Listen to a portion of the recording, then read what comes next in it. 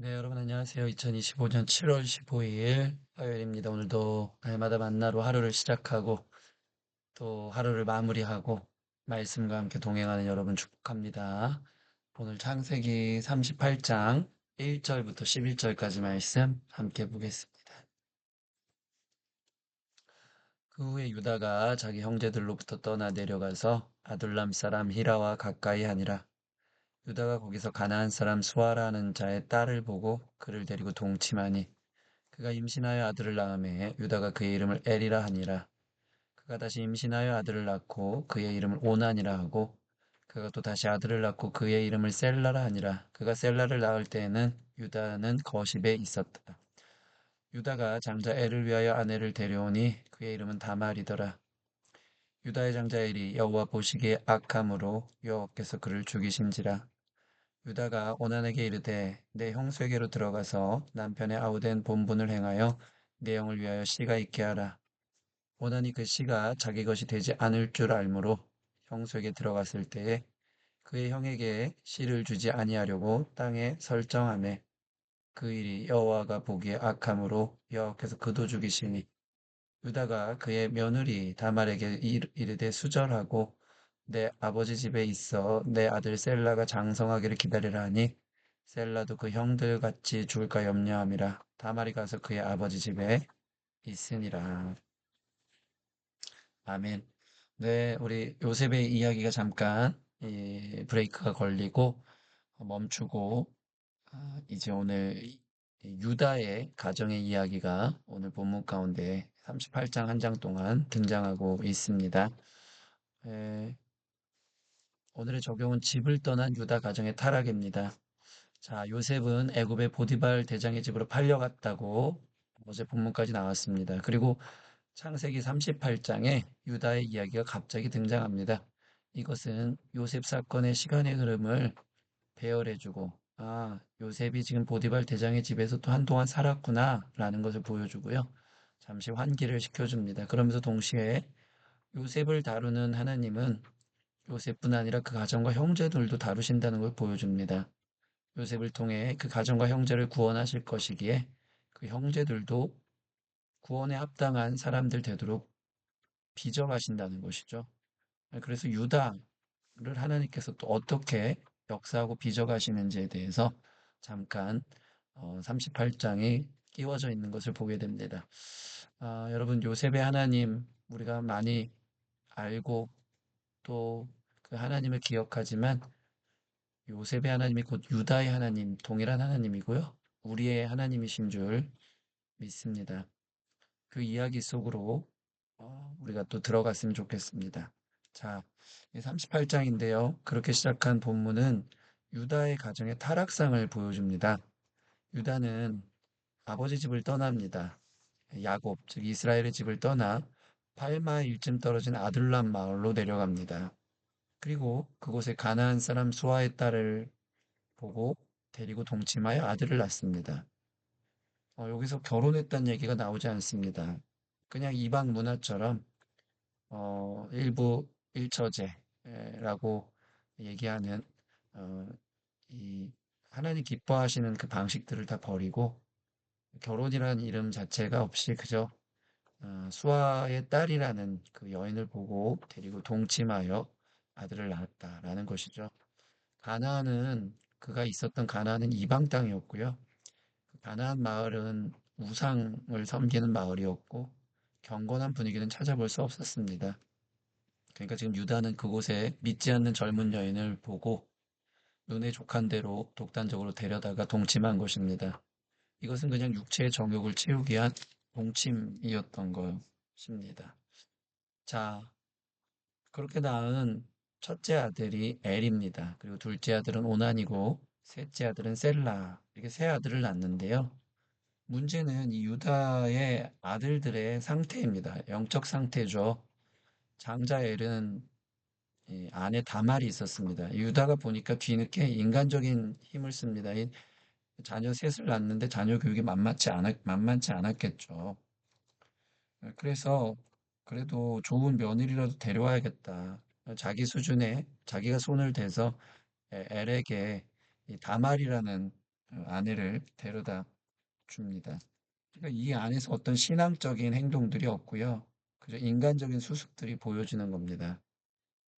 아들들이 잘 크지 않은 것 같고, 말도 잘 안 듣고, 하나님도 모르고, 자기 독단적으로 행동하니까, 아내 다말을 데려다 주면서, 자신의 인간적인 노력이 그 자녀 교육에 있어서, 이게 가미되는 것을 보게 되죠.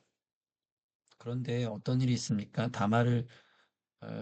엘에게 다말을 주어서 결혼시켰지만, 엘은 여호와 보시기에 악함으로 단명하게 됩니다. 하나님이 그를 데려가시죠. 그가 어떠한 악행을 저지른지 성경은 보도하지 않지만 그의 사악함의 정도가 매우 심하였던 것을 볼 수 있습니다. 7절 보면 38장 7절 유다의 장자 엘이 여호와 보시기에 악함으로 여호와께서 그를 죽이신지라. 예, 그가 어떤 죄를 저질렀는지 구체적으로 나가지 않았지만 그가 여호와 보기에 악함으로 여호와께서 그를 죽이십니다. 그러니까 엄청난 죄를 그가 저지른 사람이라는 것을 더 이상 이 땅에 살아봤자 그 어떠한 유익도 또 선함도 나올 수 없는 사람이라는 것을 여호와께서 판단하시고 그를 데려갑니다. 유다 집안에 엄청난 아픔이 시작되게 되는 것이죠. 또한 둘째 아들 오나는 어떻습니까? 당시엔 수혼법, 형사 취수제라는 게 있습니다. 형의 아내를 그 형이 죽었을 때 그 동생이 취하여서 계속해서 그 가문의 명맥을 이어가고 또 가문의 이름을 이어가야 되는 그런 율법이 있었던 시대입니다. 그래서 사실 이 둘째 아들 오난이 형이 죽었기 때문에 형의 아내 다말을 아내로 취하고 자신이 장자가 되어서 또 형의 이름으로 그 가족을 계속 이어갔어야 되는데 그 장자권을 인정하면서 근데 어떡합니까? 다말을 아내로 취하긴 하는데 자신이 장자가 되어 가족의 상속자의 권위만 누릴 뿐 장자로서 내가 대신 장자가 돼서 그 권위만을 누릴 뿐 다말과 동침하지 않습니다. 동침을 하더라도 가문을 이어가기 위해서 그 아들과 자녀를 낳아야 되지 않습니까? 근데 오늘 본문을 보면 땅에 설정했다. 예, 아들을 낳을 생각이 없는 것입니다. 그저 육체적인 것, 또 장자로서 누릴 수 있는 권위만 누릴 뿐 형사취수제라는 당시 율법을 지키지 않는 이 이기심을 보여주고 있습니다. 10절 말씀 보면 그 일이 여호와 보시기에 악함으로 여호와께서 그도 죽이시니 그 일이 하나님 볼 때 너무 악했다. 그래서 그 또한 죽음을 면치 못했다라고 나와 있습니다. 그 다음 막내 아들 셀라는 아직 어렸기 때문에 이 다말은 그 율법을 지키기 위해 셀라가 장성하기를 기다리겠다 했지만 이 셀라는 이 형들처럼 자기도 죽을까 두려워하기 시작하면서 어, 염려했기에 다말은 다시 자신의 고향집으로 그냥 돌아갔다라는 것이 오늘 본문의 마지막 내용이 됩니다. 자, 성경은 이런 유다 집안의 비극적인 심판의 이유를 한마디로 말합니다. 유다가 자기 형제들로부터 떠나 내려갔기 때문이라고 말하고 있습니다. 오늘 본문 1절을 다시 보면 그 후에 유다가 자기 형제들로부터 떠나 내려가서 둘람 사람 히라와 가까이 하니라. 이게 어떤 의미입니까? 유다가 이스라엘 집을 떠난 겁니다. 야곱의 집을 떠난 겁니다. 여러분, 물론 이스라엘의 집안 그 형제들은 악했고 연약했고 그렇지만 하나님을 섬기는 경건한 가정이었고 하나님 믿는 가정이었다는 것이죠. 그러나 지금 유다는요, 그곳을 떠나 내려갑니다. 그 품을 떠났고 하나님이 원치 않는 이방 여인을 취했고 그 가정 안에서 낳은 아들들은 하나님 보시기에 심각한 악을 행하여 심판을 당하는 큰 비극을 겪게 된 것이 오늘 11절까지의 이야기가 되는 겁니다. 여러분 어떤 교훈을 우리에게 줍니까? 공동체를 함부로 떠나면 안 된다는 겁니다. 유다가 그 집안을 떠나고 자기 임의대로 결정한 결과 자기도 경건한 삶과는 거리가 멀었고 자신도 타락해갔고 그렇게 낳은 아들들 인간적으로 뒤늦게 수습하려고 했지만 아들들이 아빠의 말을 듣지 않고 더 완악한 죄를 범하여 하나님 앞에서 심판당하는 엄청난 아픔을 겪게 되죠. 여러분, 매주 우리가 드리는 교회, 또 그 예배를 가볍게 여기면 안 됩니다. 항상 하는 얘기지만 신앙생활은 결코 혼자 할 수 없는 겁니다. 우리는 그냥 두면 나빠집니다. 우리 자만하면 안 됩니다. 우리 자신이 알아서 잘하겠지. 아니요. 우리는 그런 존재가 아닙니다. 물론 연약하고 문제 많은 교회겠죠. 죄인들의 모임이고요. 그런 제도 교회 안에 있더라도 떠나지 않는 편이 좋다라는 것입니다. 그 연약함과 많은 문제를 교회를 떠남으로 회피하는 게 아니고 함께 극복하며 자라가는 것. 그 자리 안에 있는 것. 그것이 사실 우리가 은혜의 길을 걷고 경건한 삶을 살아가며 하나님 보실 때에 온전하게 길을 걸을 수 있는 우리를 보호해주는 자리라는 것입니다. 나 혼자 잘할 수 있을 것처럼 함부로 떠난다면 더 큰 시험에 들고 마귀의 제일 타겟이 될 것입니다. 여러분, 유다가 떠나기로 결정한 잘못은 고스란히 아들들을 통해 더 가중되고 드러났고요. 아들들은 하나님을 전혀 알지 못하고 불경건하여 하나님의 심판이 대상이 될 수밖에 없었다. 유다의 결정으로 그 아들들까지도 그 악한 영향들을 받은 것, 그 죄의 값을 고스란히 당하고 그 아픔 가운데 후회하고 있는 유다의 모습들을 우리가 생각하면서 내가 지금 있는 공동체, 또 신앙에 함께하는 사람들, 내가 너무 함부로 생각하는 건 아닌가? 또 나 혼자 있으면 더 잘 있었겠지 하는 생각은 하는 것은 아닌가? 여러분 시험 들지 마시고 어, 그 안에 머물 수 있는 그곳이 바로 축복의 땅임을 기억하는 저와 여러분 됐으면 좋겠습니다. 오늘 이렇게 기도하겠습니다. 하나님, 우리에게 교회 공동체를 허락하셔서 감사합니다. 때론 연약해 보이고 문제가 없지 않지만 교만하여 홀로 있지 않게 하소서. 나 자신의 약함을 알고 결코 홀로 설 수 없음을 깨달아 언제나 성전 중심의 삶을 살게 하소서. 우리 제목 갖고 함께 기도하도록 하겠습니다.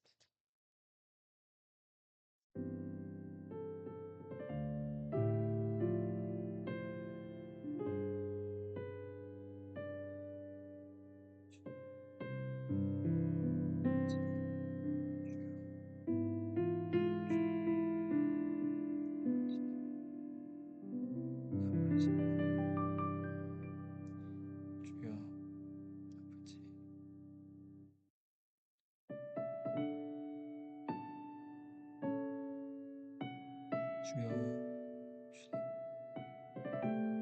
아버지, 주여,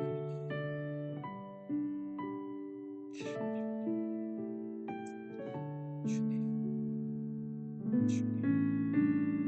주님, 주님, 주님, 주님.